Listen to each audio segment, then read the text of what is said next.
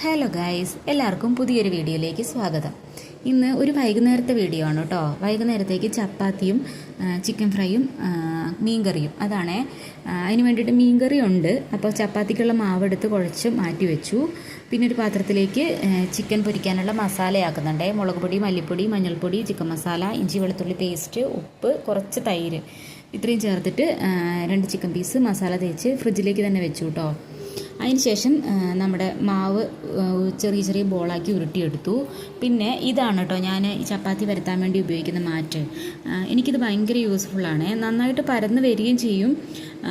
പിന്നെ എന്താണെന്ന് വെച്ചാൽ ഈ ഇത്രയും ഏരിയ ഞാൻ ചപ്പാത്തി പരത്തി കഴിഞ്ഞാൽ ഇത്ര ഏരിയ ഭയങ്കര മെസ്സാവും കേട്ടോ. ഇത് ഉണ്ടെങ്കിൽ ഭയങ്കര യൂസ്ഫുള്ളാണ്. പിന്നെ ഇത് പെട്ടെന്ന് തന്നെ നല്ല വൃത്തിയായിട്ട് കഴുകിയെടുക്കാനും പറ്റുമേ. അങ്ങനെ ഞാൻ ആ മാറ്റിൽ കുറച്ച് പൊടി ഇട്ടിട്ട് ചപ്പാത്തി പരത്തി എടുക്കുന്നുണ്ടേ.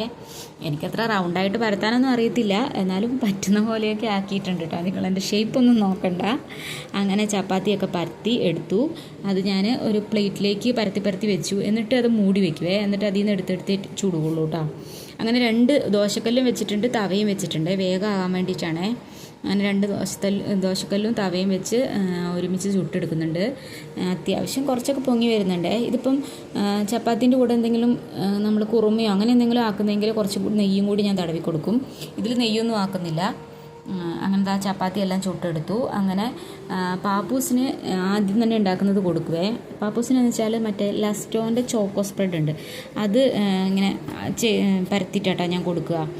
ന്യൂട്ടലിയാണ് കൊടുത്തുകൊണ്ടിരുന്നത്, അത് തീർന്നു പോയി. ഇപ്പോൾ ഇതാണ് കേട്ടോ ഉള്ളത്. അപ്പോൾ ഇതാ പാപ്പൂസ് വന്ന് നിൽപ്പുണ്ട്. അവനറിയാതെ അതുകൊണ്ട് അവൻ ചുട്ട് തുടങ്ങുമ്പോൾ തന്നെ വന്ന് നിൽക്കുവേ. അങ്ങനെ ഞാനത് പരത്തി അതിൻ്റെ ഉള്ളിൽ ചോക്ലേറ്റൊക്കെ ആക്കിയിട്ട് അവന് കൊടുത്തു. അവിടെ ഇരുന്ന് കിള്ളിപ്പൊളിക്കുന്നത് എന്താണെന്നറിയോ? ചോക്ലേറ്റുള്ള ഭാഗം മാത്രം എടുത്തിട്ട് ബാക്കി അവിടെ തിരിച്ചു വയ്ക്കാൻ വേണ്ടിയിട്ടാണ്. എന്നിട്ട് ഇതാ ബാക്കി പീസിലും കൂടെ ആക്കി കണ്ടാ, ഞാൻ പറഞ്ഞില്ല, അത് വെച്ചു.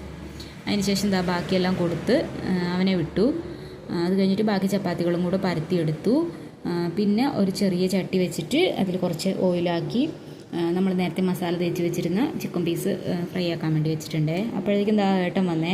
ഈ സാധനം നമ്മൾ ഫ്ലിപ്കാർട്ടിൽ നിന്ന് ഓർഡർ ചെയ്തതാണ് കേട്ടോ. ഏട്ടൻ ഇപ്പോൾ വന്നപ്പോൾ കൊണ്ടുവന്നതാണ്.